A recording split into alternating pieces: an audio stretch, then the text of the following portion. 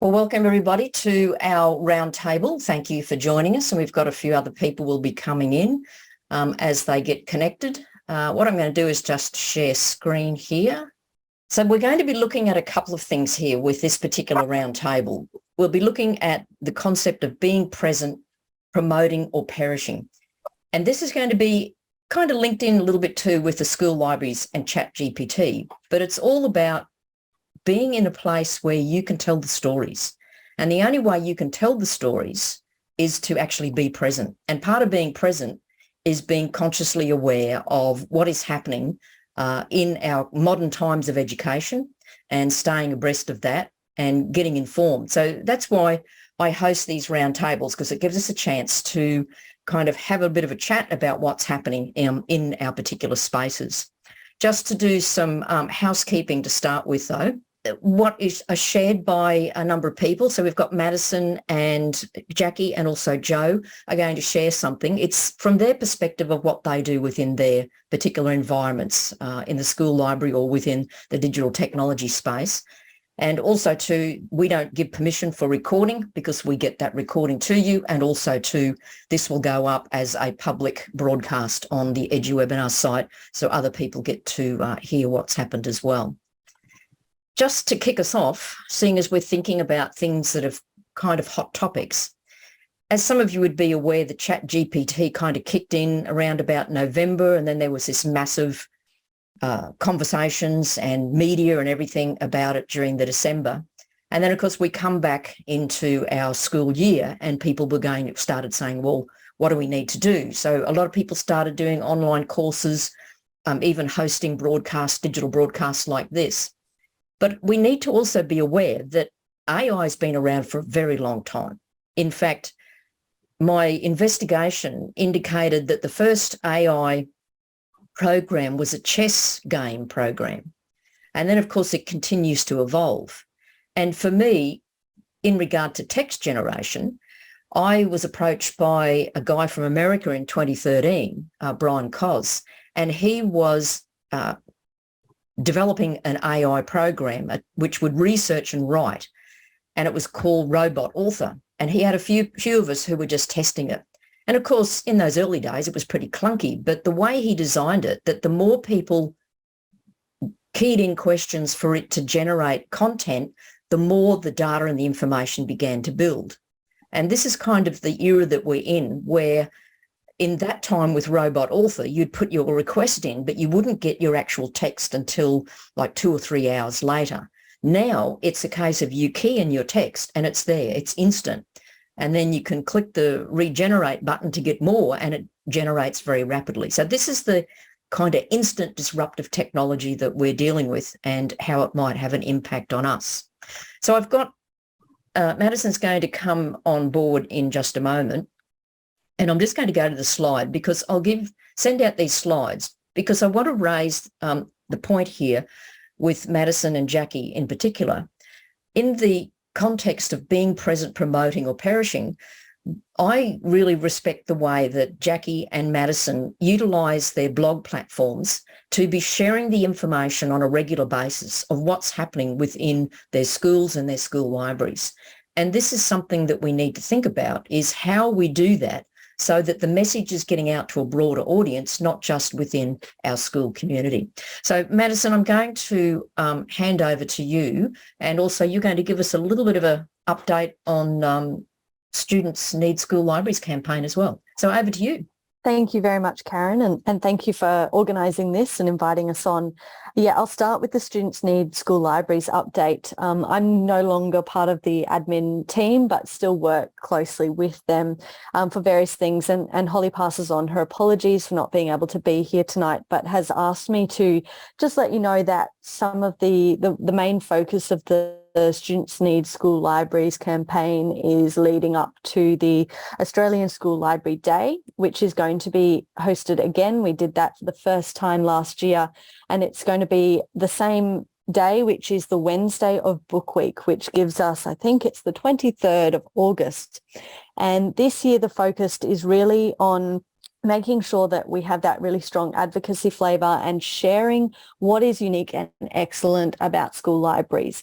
And even though it's situated in Book Week and CBCA works with us on that, we work with ALIA on promoting that, it's really a little bit different from Book Week. And so that Wednesday we are asking people to really celebrate school libraries, school library staff, and everything that we do in those spaces that makes a school library what it is and how unique and special that is within a school. So please do take that opportunity to use that day. There'll be dates and social media graphics and posters shared on the Students Need School Libraries website, and there'll be lots of resources for you to use to help promote that day, as well as celebrating Book Week. And if Book Week is not the day of that week that you celebrate in a different time, then you can still use that 23rd of August as a really excellent time to promote and celebrate school libraries. So that's really the main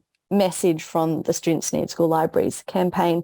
But I think it ties in so perfectly with what we're talking about here tonight and why we have to be at the forefront of these updates and things that come out and happen during the school holidays. It was for many of us in that November, December, January period when it started just turning up online all the time. Everyone was talking about what is this ChatGPT? And as Karen said, AI has been around for a long time. We've interacted with it, sometimes without even really thinking about it as AI. And yet this has really pushed it to the forefront. And it has been such an incredible opportunity that I have found to really put my hand up at school and say, yes, I'm all across this. How can I help? And actually, this is what we need to be doing. Our school principal came out really, really early on and said, our school will not be banning it. Our school is embracing it and our students will be using it. And that is not just ChatGPT, but AI across the board. So our reaction to that was, well, I was really happy because that was working with the IT guys as well, going, it's really not possible to ban this technology. And it's also, we are disadvantaging students if we do not teach them how to engage with this technology. Yes, it's rapidly moving, but that's exactly why they have to know the limitations. They need to know how to use it. They need to know how to use it really well. And school librarians, staff, teacher librarians, we are well placed, actually ideally placed for working with this because we have been doing information and digital literacy for a really long time, and it just fits seamlessly in there. So some of the things that we have been doing in our school have been, I just weave this in. This is part of the conversation when I am taking whole cohort groups on academic integrity. So the first group I hit right out of the block were the year 11s. First week I had academic integrity conversations, research skill conversations, and it was just an integral part of that. I have put together a resource page, and that shows all the different links, how-to videos, guides for teachers. It also has lots of other AI platforms that we can be using. Obviously, the ChatGPT came out with that 18 plus, but there are ways of working with those slightly younger students with parent permission. But there are a lot of other AI out there from things like the tutor AI.me, which simply draws down from ChatGPT and puts that in a platform where you don't have to sign in to. There's so many different things out there. So working with students, I'm integrating that into lessons. So this week I've got lessons with year 8s where we are taking photos and then using the AI text to image generator in Canva to try and create and work on our prompts to compare what an image we could take to what we could create. And I've had a lesson with the art students and talking to them about referencing and in terms of what their rights are as an artist around copyright, and then weaving that straight into that conversation, showing them things like Midjourney and DALL-E and what that can do, and having those really important conversations about the limitations and also the ethics behind it. We've thrown that conversation open to staff as well. So the head of curriculum and I have created an acceptable and responsible use of AI policy that we already have an academic and assessment policy. So it sits separately to that. We haven't had to weave it into that. And it simply outlines it's very brief, it's very broad as well, but it outlines what is acceptable, what then we refer back to the academic integrity where we need to. And the onus is on students to, yes, we can be checking, and there'll be lots of different ways that we as teachers can check work for authenticity and that it's created by students, etc. But our stance is very much on teaching the students how to engage with this. They need to know these skills, how to generate a prompt, how to improve that. We are also using it as a tool to improve writing skills. We've also asked curriculum leaders to look at it from a different viewpoint, from junior through to what's it look like in art, what does that look like in design. It is very different for each subject. So looking at it through a subject lens has been really, really key for us. And I think something we had the opportunity to have Dr. Jordan Nguyen visit our school and present to students. And that was an incredible opportunity in collation with our new building that's being opened. But I had a chance to ask him about this technology and the values and the ethics behind it, because when you go deep into some of these technologies like ChatGPT, you find out that things like they paid Kenyan workers $1 a day to actually put and respond to the prompts and say, no, you can't talk about violent things. So at the beginning, when they launched it, it would respond to you if you asked for a violent or, there's all sorts of topics that they then had these Kenyan workers sit there and say, no, that's not okay. It's this training AI. So that's that process that goes through, but the ethics behind how that was done. But Dr. Jordan Nguyen said, it's not until you are within this technology that you learn where you are okay with that, where your values sit and where you are you okay using this, knowing what's gone beyond. But it's the same with our phones. Are we okay using our phones, knowing the children that go down mines to get the is it the lithium or something for the batteries? Yeah. What are we okay with? But it's not until you're in there using it that you understand where you are comfortable and where you're not. And that is exactly what I see as my role. And it's been really fabulous. It's opened doors into areas that I haven't always got to work with. So this collaboration with art at the moment is really, really exciting. And it's just another way of showing everyone we've been doing this all along. We've been teaching students how to use tools, how to use Google, whatever's come along. This is just another tool that we are reframing our information literacy, digital literacy through. And it's great to be able to say, oh, yes, we've actually been doing that. We now can include this. You don't need to freak out. We've got this covered, running things for staff, parents and students. And it's just such a great way of showing what the library and the library team can do. Okay, great. So before we go to Jackie, just see if anyone has any questions, because, you've mentioned certain things there that you've done with subjects, the policies that you've put in place. So if anyone's got any questions, you can either key into the chat there or unmute. Feel free to do that, because while we're all here, it'd be great to share some thoughts. While you're thinking about that, I'm just going to go back to sharing screen. I don't know whether anyone has seen or done a little bit of look around to see what's available. This was only just written this month, actually, and it looks at all the different alternate programs that still do the same sorts of things, can be used to generate music and coding and art and text, and they're all free AI tools that people can use. So I'm going to send the slides out to you, so you'll get that link and you can go in and check. And it also goes through with a little bit more detail what the ChatGPT is, what its limitations are, what its benefits are. So there's more information there that you can get access to as well. So going back now. There's a question that's come up. So how have you suggested changes to assessment? And that's actually interesting because in our school, we're in a process of We're a realms of thinking school. We're actually the school that have developed realms of thinking. That is something that is focusing on creative thinking and what that looks like. So we have been in a process of changing assessment anyway. And that is why our principal came out so strongly and said, we're not worried about this technology. It's not disruptive to us, because we've been predicting this for a really long time and knew it was coming.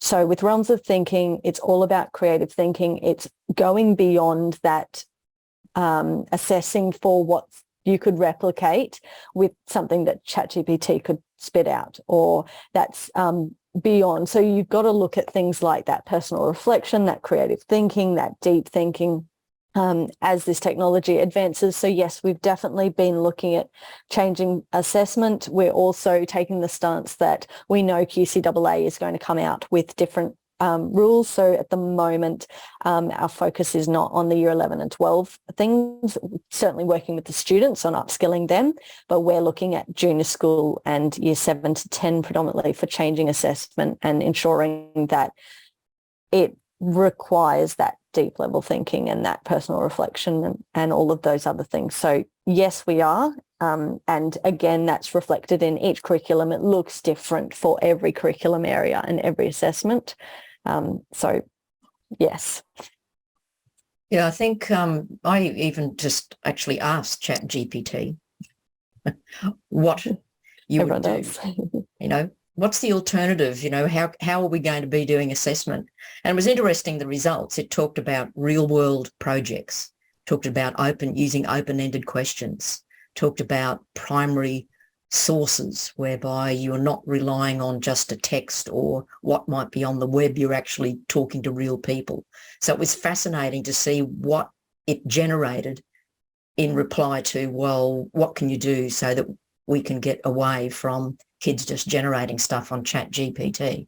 And I think your, was it Realms of Thinking? Is that right? Yeah, yes, Realms of Thinking. I think Realms of Thinking has that focus as well, doesn't it? It focus on it the absolutely real world does.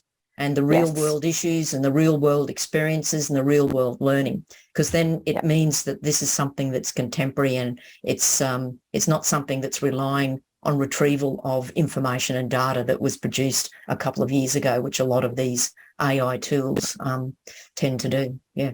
And it's looking back, and our principal refers back to Ken Robinson's speech about how we've been killing creativity for a really long time. You look at most of those assessment pieces, they needed to be changed anyway. And if this is what forces people to change, then that's great, because those students, if we're asking them to do something that AI chatbot can pump out, what is the point of asking them to do that? That is not authentic, reflective learning. That's not, the purpose of change. It's great. It needs to happen.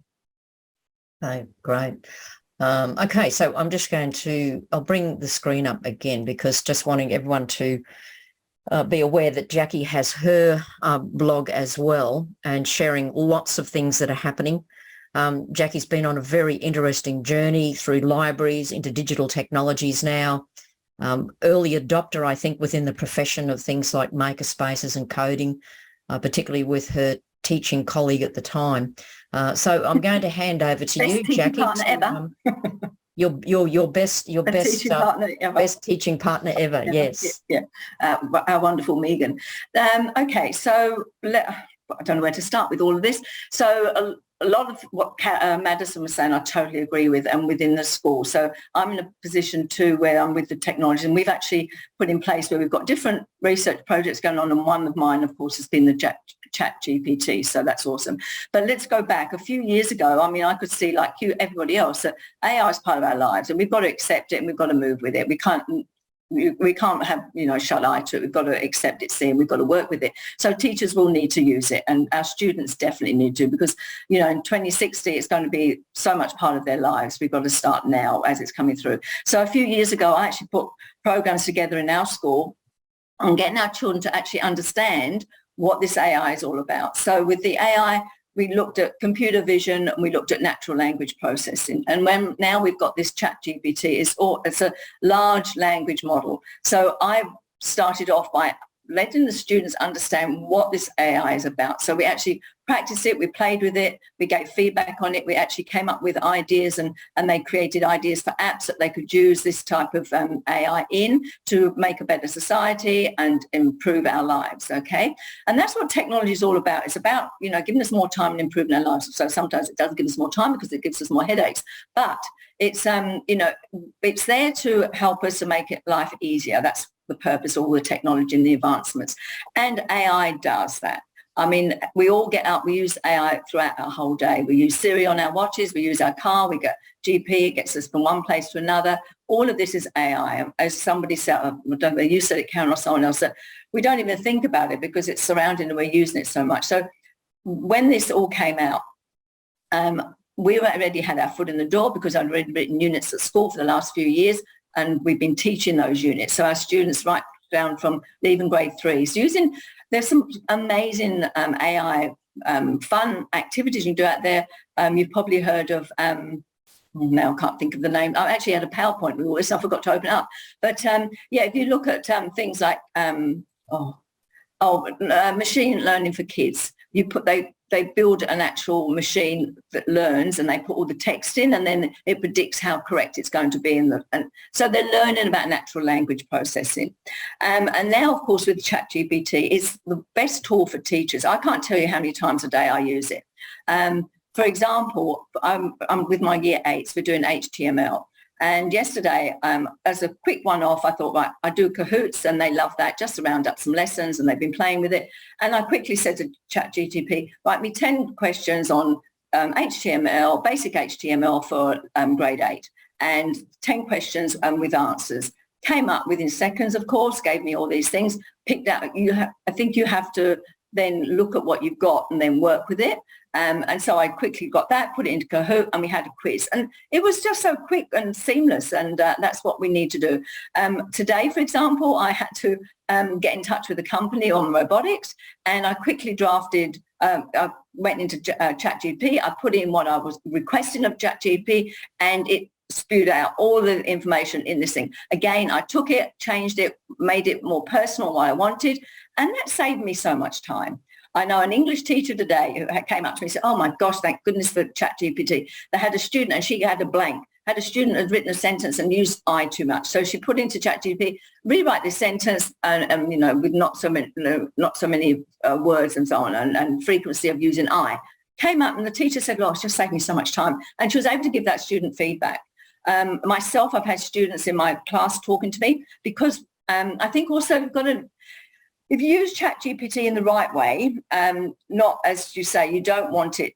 If, as Maddie said there with the assessments, I think it's amazing. It's going to actually change the way we assess students. It has to, because we've got to move away from just essay writing. You know, the IB schools, they're working with ChatGPT and other AI tools.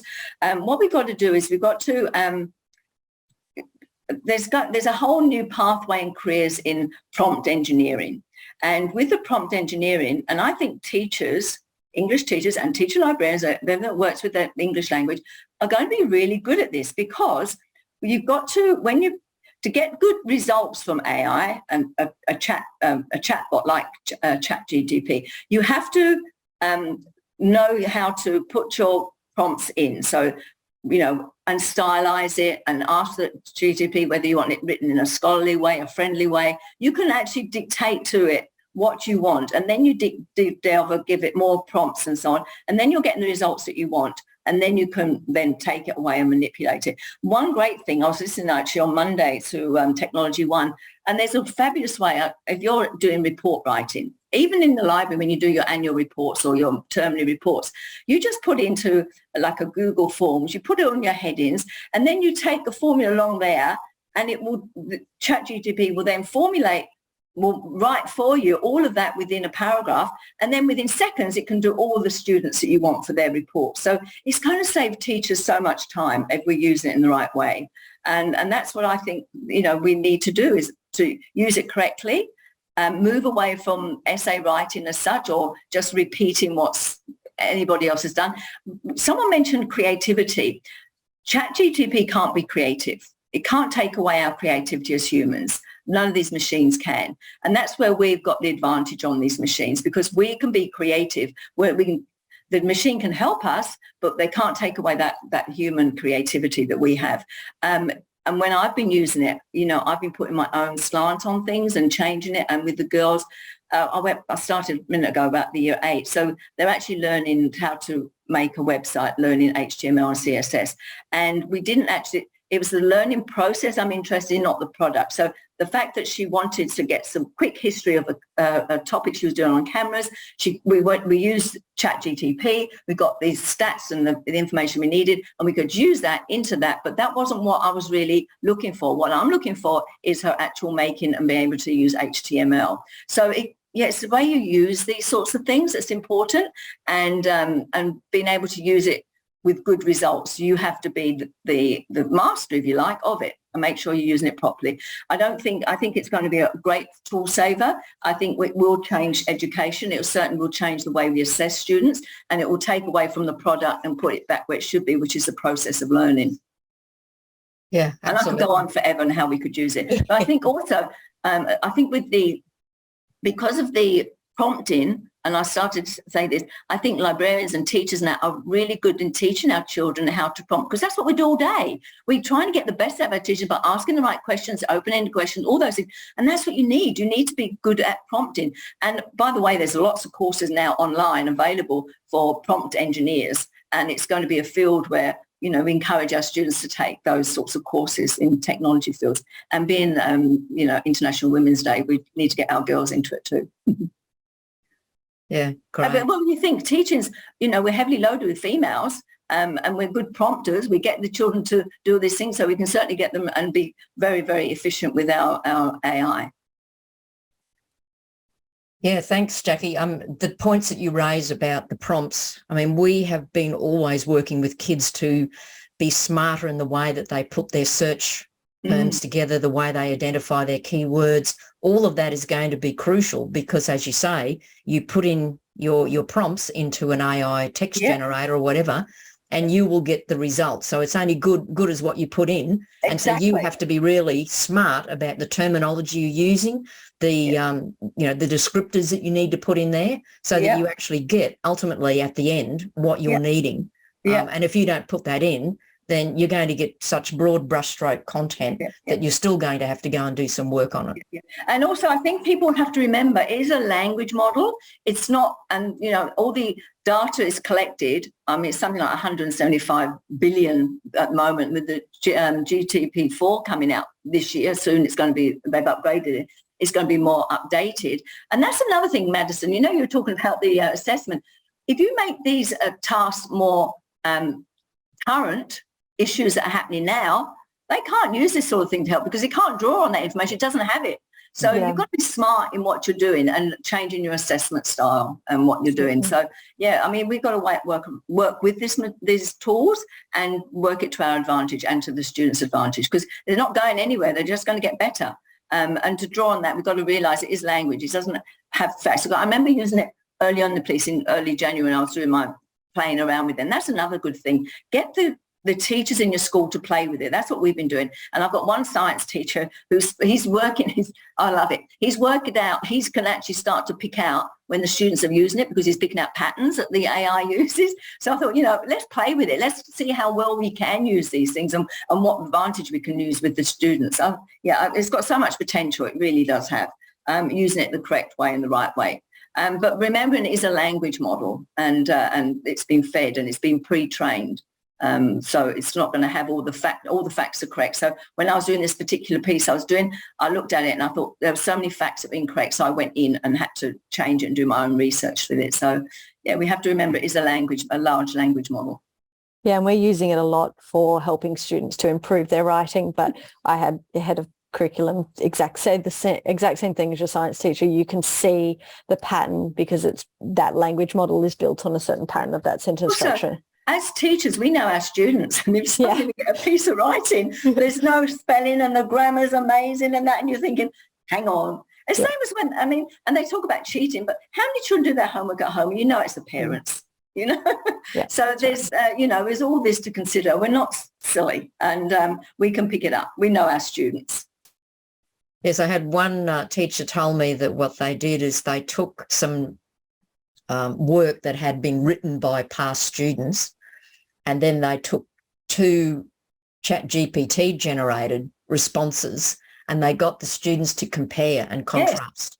Yes, and it's a great activity. And the students were then able to pick up the patterns and the way paragraphs were going to be structured and the layout and all that sort of thing. So I think that's an interesting exercise that you could get students to do. Yeah. It's interesting. Absolutely. Like I have a student now who has picked up on that.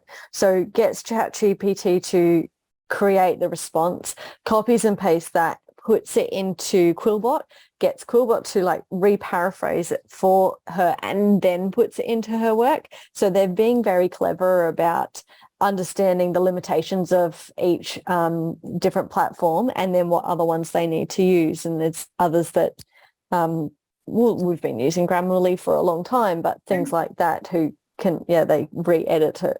Yeah. But, you've got to give it to the children. They're creative. They work their way around it.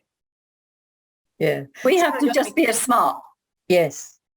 Smart and efficient. Don't waste too much energy.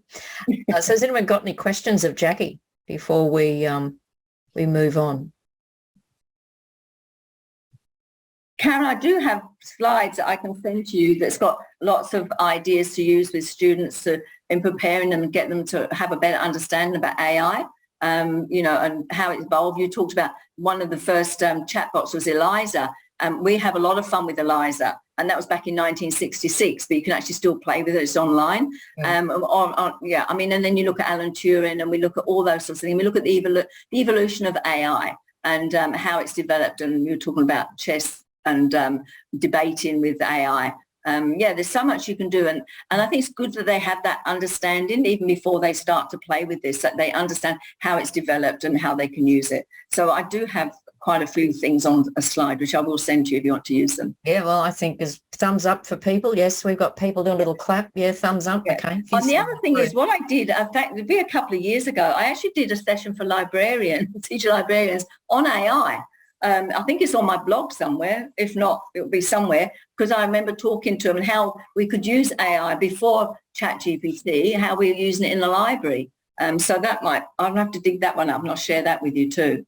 Yeah. I think, even with, I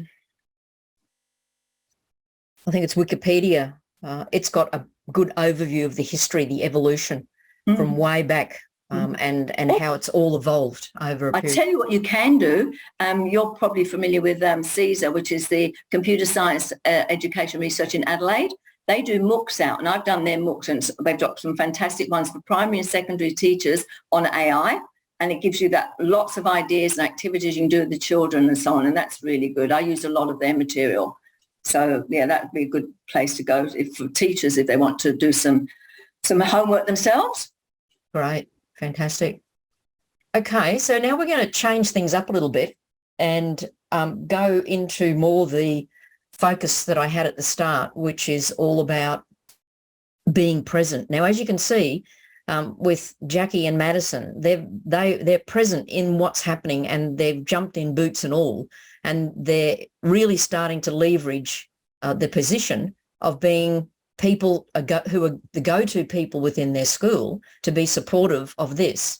And so there are other things that can happen that when you start to create the stories, because when you start to create the stories around this, then you're setting the vision and maybe some of the agenda of what can happen within your school. So I'm going to hand over to Jo, because Jo's got some things to share. Now, Jo's from the Gold Coast, and Jo's got some things to share about the things that are happening in her school, where she's showcasing what's going on in the school library.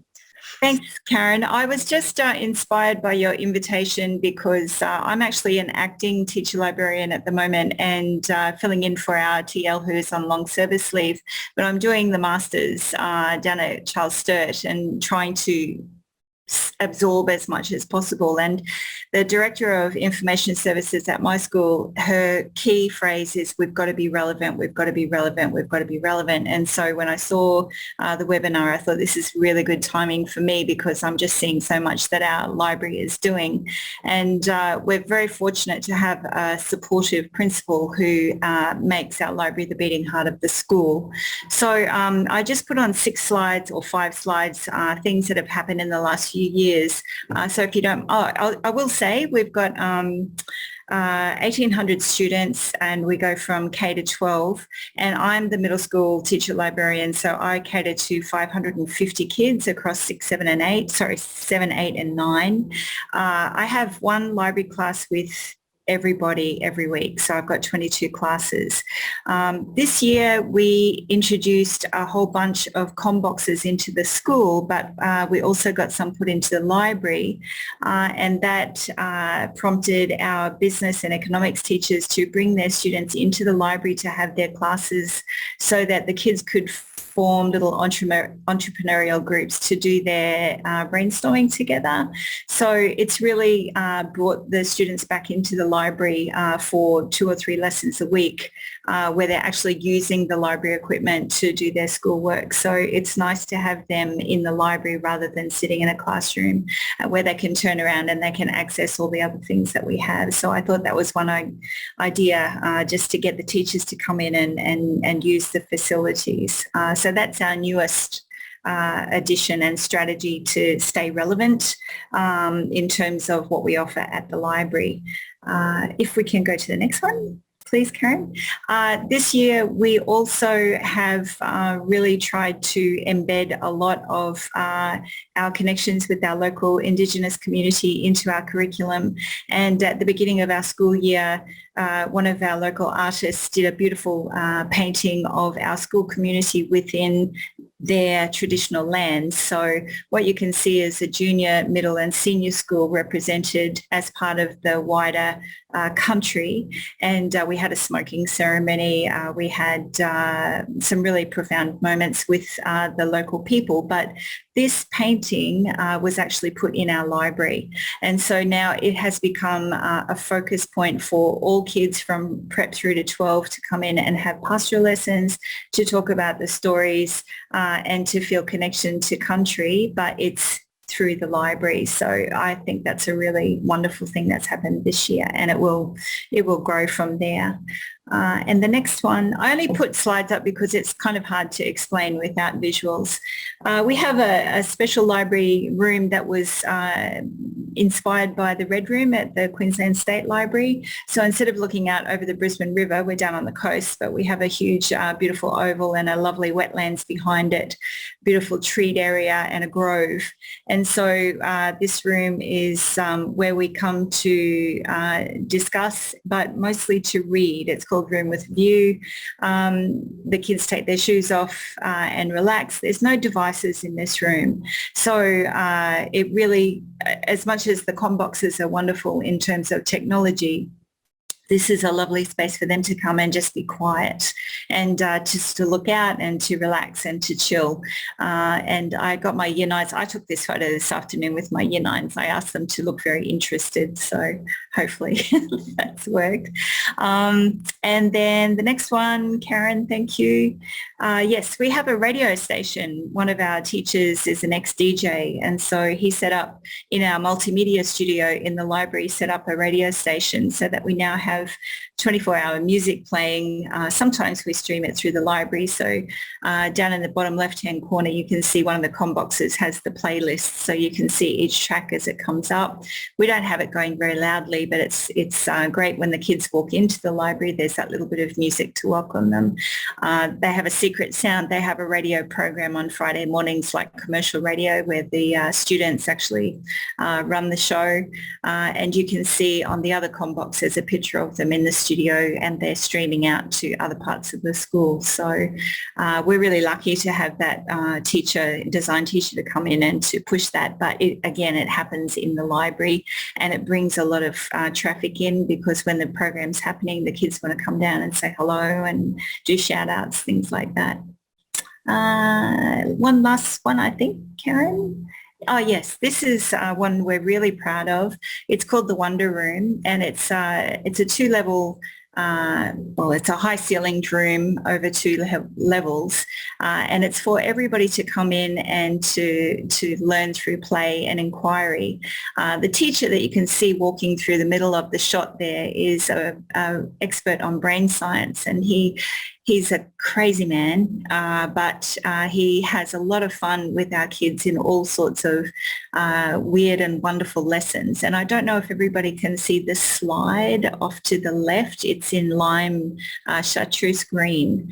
And then, I'm sorry, I think in the bottom right-hand corner, you can see that slide that comes out of the building. So the kids, to get them feeling free and unencumbered and uninhibited, they get to go down the slide. And when they shoot out at the bottom of the slide, they're in the Wonder Room. And suddenly, you know, the world changes. It's like going into Charlie's Chocolate Factory or something like that. So that's taking place across all 3 schools, but every kid who goes through the Wonder Room comes out and just wants to go back in. And so that's a way of keeping them coming back to the library. Is the Wonder Room open? Can we go down the slide today? We'll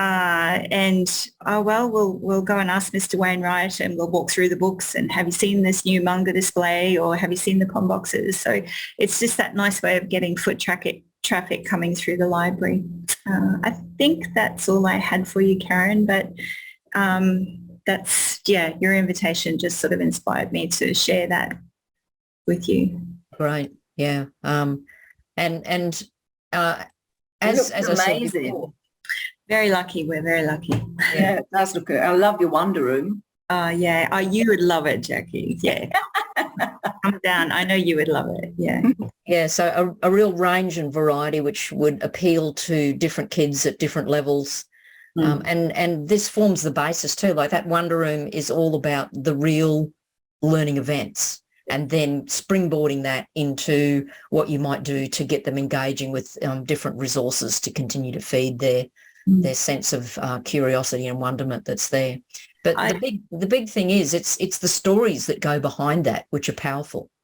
Yeah, the Indigenous partnership is really something that I'm very excited about, having studied with Jenny Bales last term at Charles Sturt and talking about getting Indigenous literature into our curriculum and how it ties in with science, and not just history, but with design, technology, with art.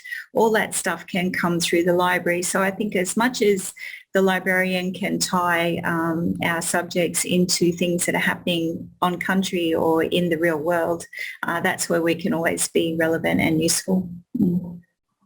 Great. Do we have anyone else who's online who'd like to share something that's happening at their school, either based around the AI or things that are happening which are amazing that you're using to promote your services and programs and support for staff and students? Well, I'm forever grateful to the library because it's led me into all this technology, and I've got even more space now, so that's pretty cool.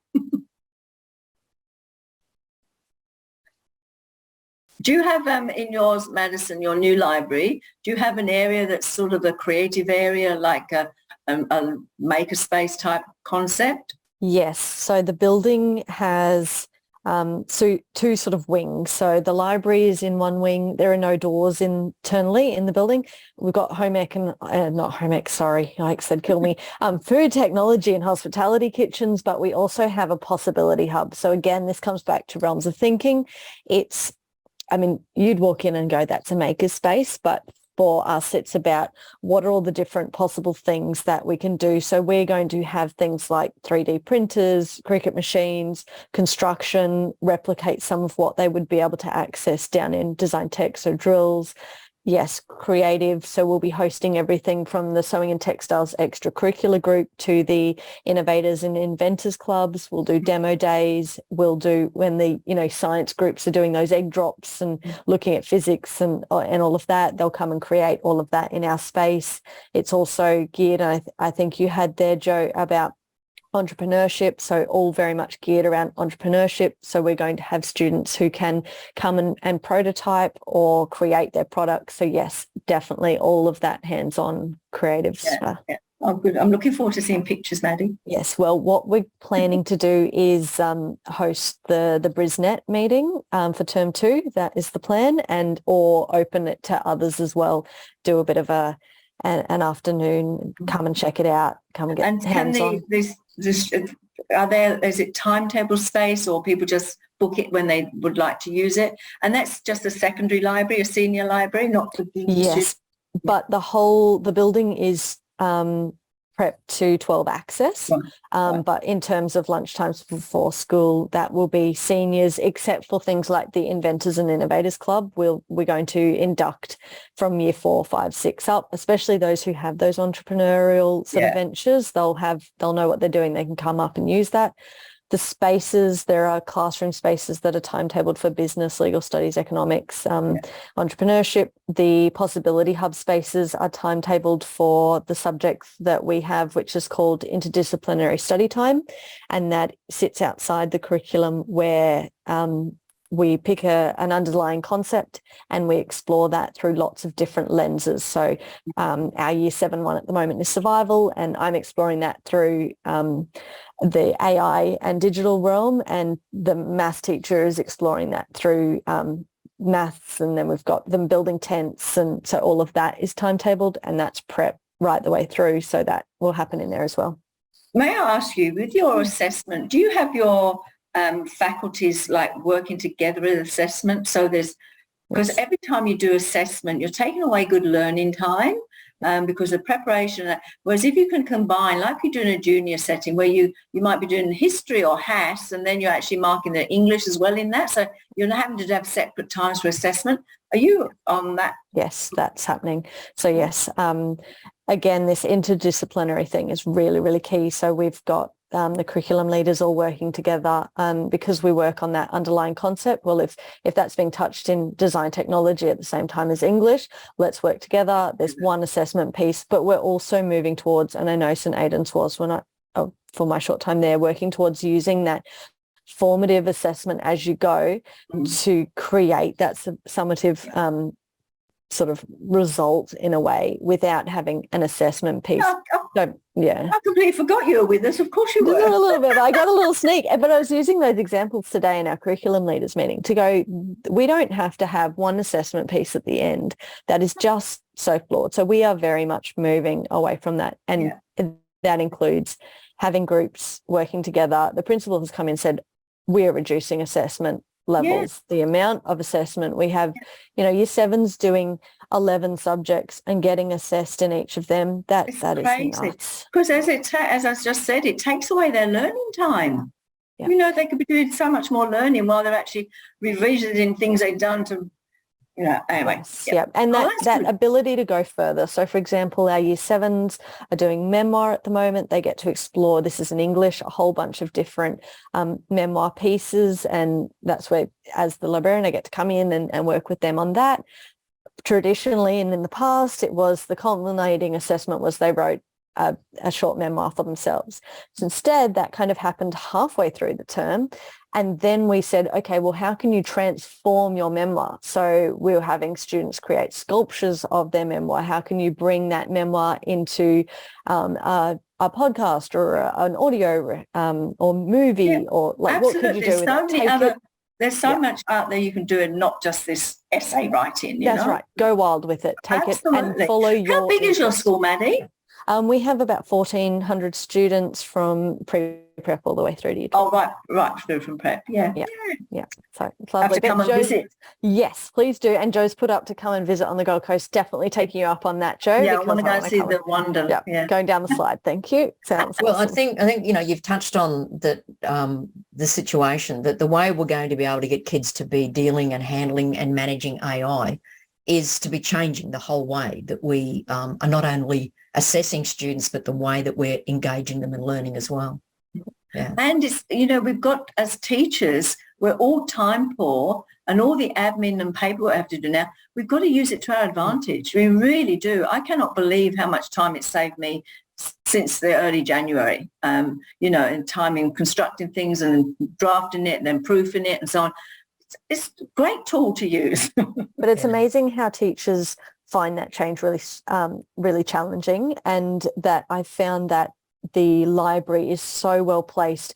My massive demand at the moment is teachers coming in and saying the student's task is now to create a multimedia presentation or video, and that the teachers don't know how to help them do that. They said, I can't create one. How am I going to ask the students to do that?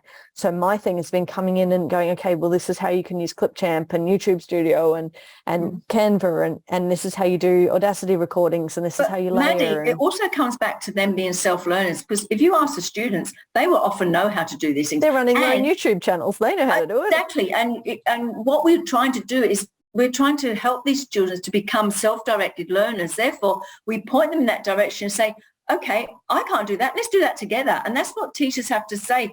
Yeah, there's this technology out here. If you want to use a green screen, let's do it together. Let's learn how we can do it. Let's use Illustrator. Let's do Ink, whatever we're going to use. So, yeah, it's amazing. Yeah, I love it, because the teachers are forced to be hands-off. You can't do that anymore. Yeah. It has to be student-led. And it allows those students who go, a student who had so many other things but has their own YouTube channel, and it's like, that is your chance to stand up and go, I can show others now how to do this. Absolutely. Yeah, that's exactly what it's about. So cool. And a great opportunity for library staff to follow those passions and explore. I've always said, with my best teaching partner ever, we were the hub of the school. Thank you. What I'm going to do is just close off, because we're nearly getting to the end of our time. So this was just a little quote, of course, that comes from, the good Steve Jobs. And we all know how innovative and creative he was in his time. And he says here that the most powerful person in the world is the storyteller, because the storyteller sets the vision, values and agenda of the entire generation. And if you've ever listened to when he was talking, he was the storyteller. And it was telling story that he actually was able to sell the Apple products. And he did it through story. So when we're working within school libraries or wherever our space is, by telling the story, we can set the direction and the agenda and the vision that can happen within the school community. So that's just one little end quote there with Mr. Jobs. Just to finish off, things that are coming up that will be of interest to people. Crystal Gagan-Spriggs is coming, and she's going to present on her topic here about the reading cultures. Now, if people who went to the NES Summit last year might remember that Crystal ended up having COVID, so wasn't able to come. So this was really what she was going to present at that particular event. But of course, she's going to add more to it since that time. So that's in March that's going to be happening with Crystal. So as I said, what will happen after this particular session is that I will get an email out to you and your certificate, and Jackie will send slides to me and I'll get all that. So it'll all be just sent out an email so that you can access all of that. So I hope that you've enjoyed the exposure of many different things and the conversations and the different perspectives that we can bring to how you can actually be working within your school library environment. So thank you to Joe and to Jackie and Madison for your contribution. Certainly appreciated. Pleasure. Thoroughly enjoyed the chat. Thank you. Thank you, Karen. Okay. Yeah. Have a pleasant rest of the evening. Thank you. You too.